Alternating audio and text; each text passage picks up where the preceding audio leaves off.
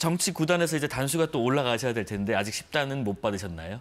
떨어지고 있습니다. 네, 떨어지고 계세요. 오늘도 잘 진단 한번 들어보겠습니다. 네. 이른바 그 친명 빅텐트의 보수 진영 정치인들을 포함해서 사람들이 좀 여럿 모이고 있습니다. 지금 쭉 명단이 나오고 있는데 혹시 뭐 앞으로 합류할 인사 중에서 좀 깜짝 놀랄 인사들도 준비 중이신지 궁금하네요. 글쎄요, 뭐 지도부에서 하는 일이라 저는 실세가 아닙니다. 아, 그러세요? 곁세, 네. 곁다리. 그러니까 잘 모르고 네. 어제 이재호 전 장관하고 개인적인 친구니까 전화를 통화했는데 뭐 민주당으로 오지는 않을 거예요. 또 저도 그렇게 권하지 않았습니다. 네네. 이제 무슨 영화를 보자고 나라를 위해서 걱정을 하고 함께 마음을 모을 때지 이리저리 옮겨 다닐 수야 없잖아요. 그래서 저는 잘 모르겠습니다. 예. 뭐 근데 이제 빅텐트를 두고 이런 말도 합니다. 화개장터식 빅텐트다라고 하던데 일각에서는 그런데 이게 뭐 철새 텐트다, 또 거물급은 없지 않느냐, 뭐 이런 의견도 있어요. 뭐 정치권에서 하는 얘기를 일일이 답변할 필요는 없지만은 어떻게 됐든 네. 좋은 분들이 들어오고 있는 것은 민주당밖에 없잖아요. 국민의힘은 깨지잖아요. 헤어지잖아요. 예. 가는 사람도 없잖아요. 그러면 우리가 더 나은 것 같아요. 네. 이재명의 민주당은 지금 중도 보수를 표방을 하고 있는데 뭐 좌파 우파할 것 없이 양파다 이런 발언도 이재명 후보가 했었고 정치 구단이시면서 또 현역이시면서 동시에 민주당 원로로서 민주당의 방향타는 잘 가고 있는 겁니까? 이재명의 길이 네. 김대중의 길이다. 저는 아주 현명한 이재명의 길을 가고 있다. 이렇게 생각하는데요. 네. 그 대신 저는 자꾸 우클릭하면서도 민주당의 본래의 정체성을 지키기 위해서 아래로도 클릭해라. 그래서 소외계층, 약자 이러한 분들을 같이 보듬고 가야지 계속 중도 보수로 우클릭만 해서는 안 된다 하는데 이재명 후보가 그러한 면에서 본래 진보이기 때문에 잘 하고 있는 것 같아요. 네. 그래서 지금 현재 이재명 후보가 가는 길이 김대중의 길이었다. 그렇게 평가합니다. 이제는 좀 하클릭도 할 필요 있다. 좀 아래로. 그렇죠. 네네.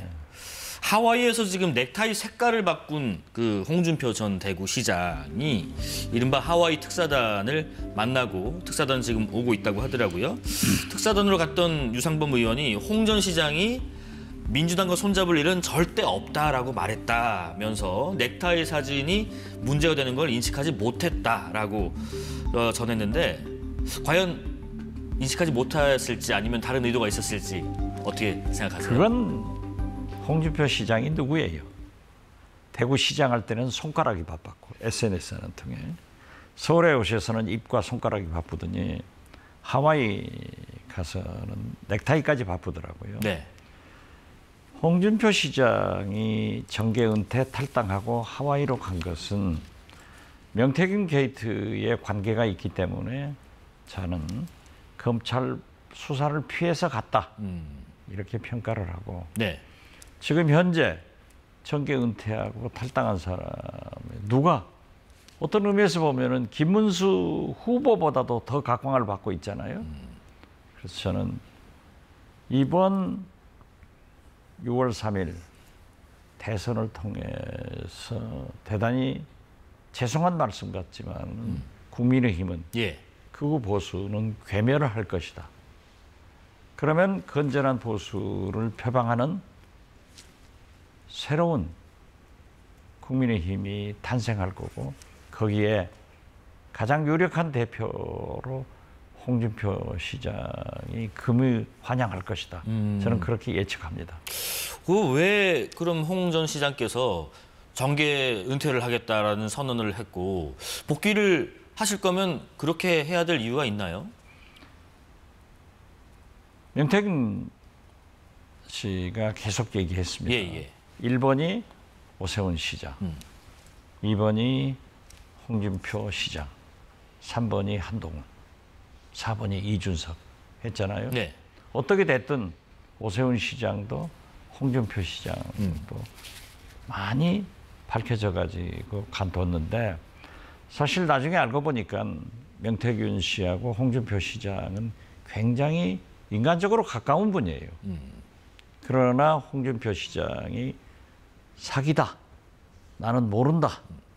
이러한 것이 나오니까 밝혀지다가 이제 저렇게 탈당하고 또 후보가 안 되니까 좀 멈칫하는 것 같아요. 네. 그렇지만은 지금까지 그 자료가 있기 때문에 네네.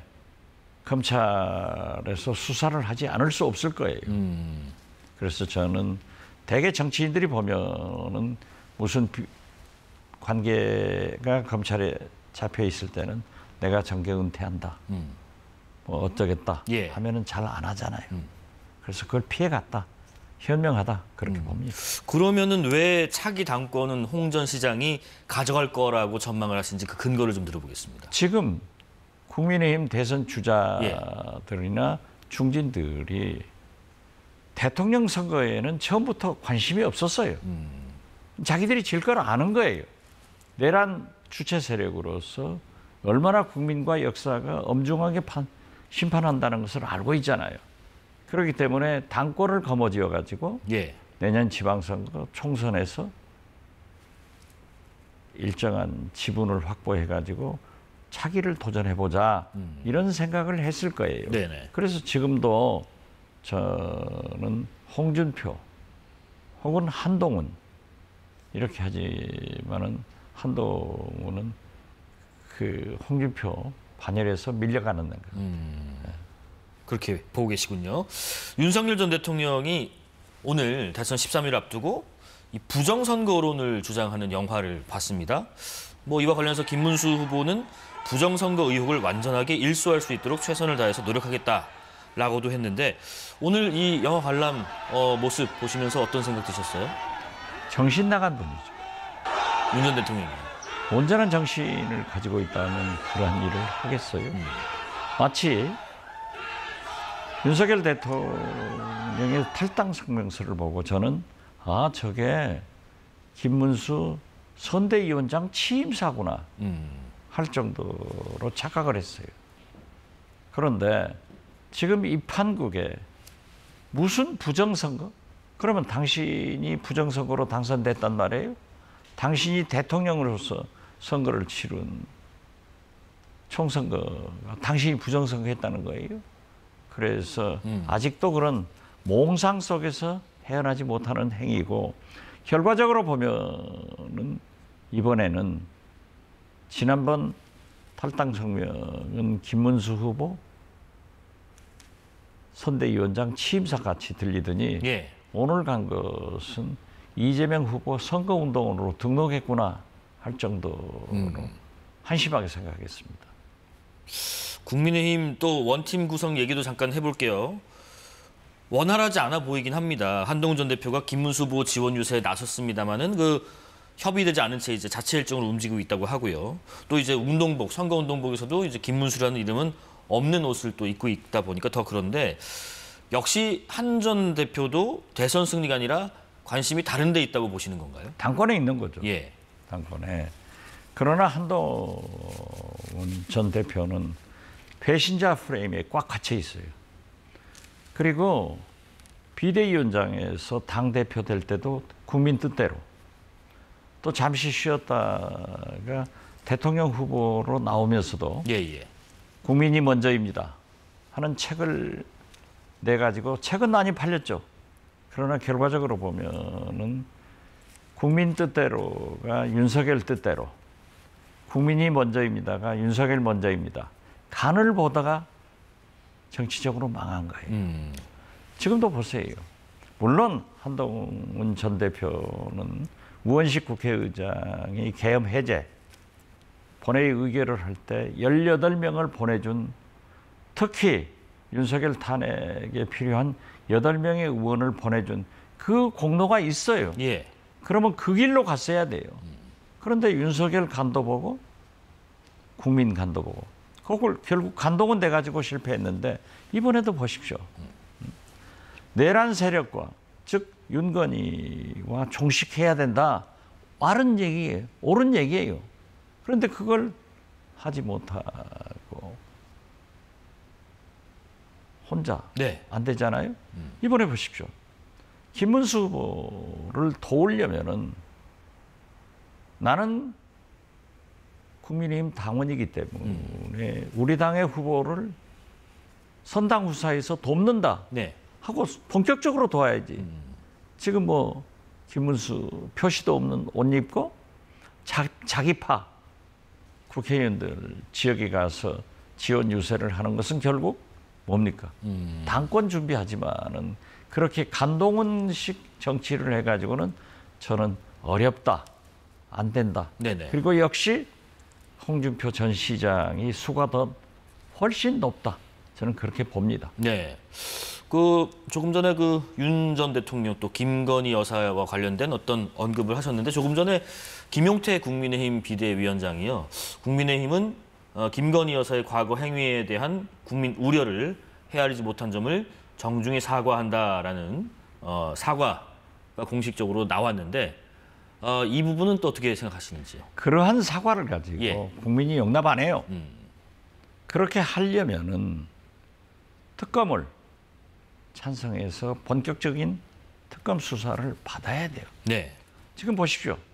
선거 한 열흘 앞두고 서울중앙지검장 4차장이 사의를 표명했습니다. 그게 쇼 아니에요? 내란 상황 김건희가 검찰 수사 받아라 하니까는 대선에 영향을 미치니까 못 받겠다. 이렇게 한 것을 서울중앙지검장이나 4차장은 자기 손으로 차마 조사할 수는 없고 오히려 시간을 벌어주면은 혹시라도 김문수 후보가 당선될까. 그래서 그러한 쇼를 하고 있는 거예요. 예. 그렇지만 이 두 분은 반드시 직권남용 직무유기든 검찰 수사를 받고 처벌을 받아야 될 사람이기 때문에 사표가 수리돼서는 안 된다. 네. 그걸 첨언합니다.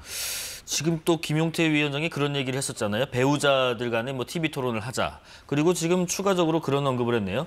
TV 토론으로만 국한하지 않겠다. 이재명 후보가 원하는 방법에 제안을 해달라. 민주당이 생각하는 영부인의 검증 절차를 제안해달라. 뭐 이런 요청도 했습니다. 우리가 예. 자라보고 놀란 것은 소뚜껑 보고 놀란다고. 김건희 때문에 놀라니까 이런 얘기가 나오는 배경은 알고 있어요. 그렇지만은 부인들은 대통령 후보가 아닙니다.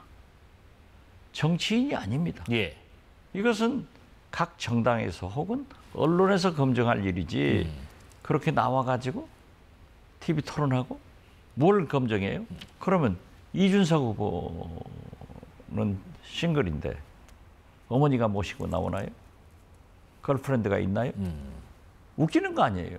그렇기 때문에 김영태 비대위원장이 젊고 참신하지만은 역시 경륜이 부족하고 당내 검토가 없었구나. 네. 또 그렇게 영부인 뭐 후보 부인 얘기가 나오면 반드시 필연적으로 김건희가 나올 건데 김건희가 나오면은 김문수 후보한테 유리하나요?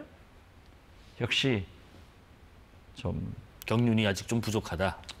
그렇게까지 표현을 못해도 아무튼 그런 것 같습니다. 네. 이준석 후보 얘기 나온 김에 현안 관련된 추가 질문 좀 드려보겠습니다. 이준석 후보와 김문수 후보 간의 뭐 단일화 문제. 이게 지금 안철수 의원도 그렇고 김용태 비대위원장도 그렇고 되게 적극적으로 구애를 하고 있는데요. 이번 주말에 어쨌든 투표지가 인쇄가 됩니다. 그 전까지 뭐 며칠이 안 남았는데 단일화 여부는 어떻게 생각하세요? 24일까지 시한으로 알고 있습니다만은 이준석 후보는 단일화하지 않습니다. 그렇게 김문수 후보는 대통령 후보로 나오면서 한덕수와 단일화. 또 당 후보가 되니까 도망쳤잖아요. 네. 그러다 또 한덕수가 굴복해서 단일화됐지만은 이준석은 그렇게 녹록하지 않아요. 만약 이준석은 이번에 완주를 해서 두 자리 숫자 득표만 하면은 미래 우리 세대를 책임질 진짜 중도 보수의 리더가 됩니다. 저는 그래서 네. 개인적으로도 잘 알기 때문에 한국의 케네디가 될 것이다 라고 했는데 이번에 구태 정치로 구정치 인식으로 단일화하면은 그의 미래는 없어요. 그래서 제가 볼 때는 단일화는 진짜 정치적 용어로 너무 과격합니다만은 절대 없다. 그렇게 김문수 후보가 단일화를 외치려면은 자기가 이준석 후보에게 단일화해주는 길밖에 없을 것이다. 네. 이렇게 생각합니다. 단정지어서 표현하신 것도 오랜만에 절대 없다라고 딱 네, 잘르셨습니다. 저는 그렇게 봐요. 예.